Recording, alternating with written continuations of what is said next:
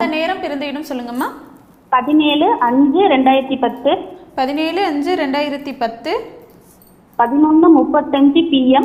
11:35 PM. Coimbatore. Coimbatore. ராசி நட்சத்திரம் லக்னம் சொல்லுங்கம்மா. ராசி மிதுன ராசி. மிதுன ராசி. மகர லக்னம். மகர லக்னம். என்ன நட்சத்திரம்? புனர்பூச நட்சத்திரங்க. புனர்பூச நட்சத்திரம். என்ன கேள்வி கேட்கணுமா? என்ன படிக்கப்பானுங்க அப்படின்னு கேட்கணும். அம்மா நல்ல ஜாதகம்மா. குருதசை முடிஞ்சு இப்போ சனிதசை நடக்க போகுது. ஐயா நான் ரொம்ப நன்றிங்க ஐயா, கிளைம் கிடைச்சதுக்கு. நான் உங்களோட தீவிர ஃபேனு. நல்லா இருப்பீங்கம்மா. தீர்க்க சுமங்கலியா தீர்க்க நான் என்ன படிக்க வைக்கலாம்னு பார்க்கும்போது உங்களோட ஃபேனாவே மாறிடுங்க. உங்களோட வீடியோ பார்த்து உங்க வீடியோ பார்க்காம எனக்கு தூக்கமே வர்றதில்லை. அம்மா என்னுடைய வீடியோக்கள் புரியறதுக்கும் உங்களுக்கும் கொஞ்சம் புதன் வளர்த்துருக்கணும்மா. நல்லா இருப்பீங்கம்மா. என்னோட கஷ்டம் வரும்போதெல்லாம் நான் மேச லக்கணும், புதன் அந்த இருக்கனாலதான் எனக்கு கஷ்டம் வருதுங்கிறத நான் அப்படியே இப்போ உங்களோட பார்த்து நான் பழகி நானே நீ சமாதானப்படுத்திக்கிற அளவுக்கு ஆயிட்டேன். நன்றி குருஜி, இந்த அளவுக்கு எனக்கு புரிய வச்சிருக்கு.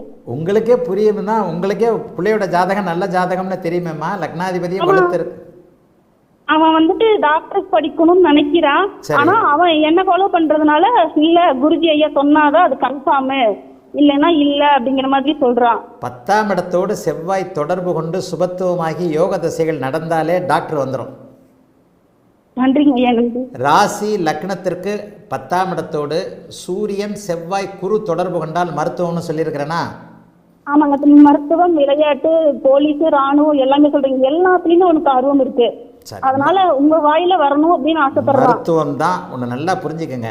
15 வயசுக்கு பிறகு சனி தசை ஆரம்பிக்குது. ஆமாங்க. சனி தசை, புதன் தசை, கேதசை, சுக்கிர தசைன்னு வாழ்நாள் முழுக்க யோக தசைகள் நடக்குது. லக்னாதிபதி வலுவாக இருக்கிறார்.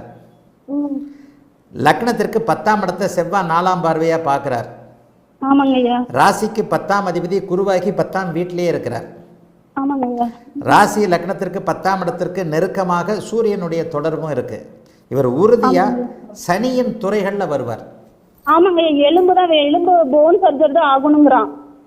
ஏம்மா நான் சுபத்துவத்தை பற்றி எத்தனையோ கிளாஸ் நடத்திட்டேம்மா. புதுசாக என்னம்மா சொல்ல வேண்டியிருக்கு. ஆர்த்தோ டாக்டராக இவர் வருவார்மா. எலும்பு சார்ந்த விஷயங்களில் சனியின் சுபத்துவத்தில் 2ஆம் நிலையாக அது வர்றதுனால செவ்வாய் வலுவாக இருக்கின்ற காரணத்தினால மருத்துவராக கண்டிப்பாக வருவார்மா. கவலைப்படாதீங்க. செவ்வாய் தான் முதல் நிலை சுபத்துவமாங்கய்யா.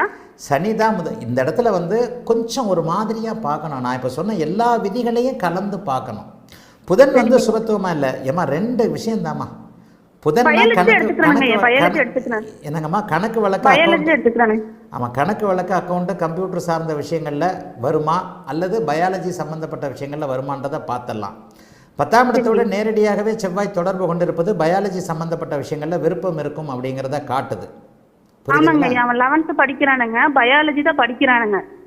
அதுதாம்மா உண்மை. இதைத்தாம்மா போன வாரம் கூட ஆன்லைன் வகுப்புகளில் என்ன படிப்பு அப்படிங்கிறத இதை பற்றி தாம்மா கிளாஸ் பார்த்தேன்.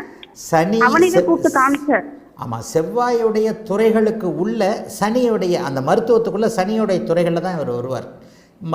ஆர்த்தோ சம்பந்தப்பட்ட விஷயங்கள், நரம்பு சம்பந்தப்பட்ட விஷயங்கள்ல தான் இவர் வருவார்.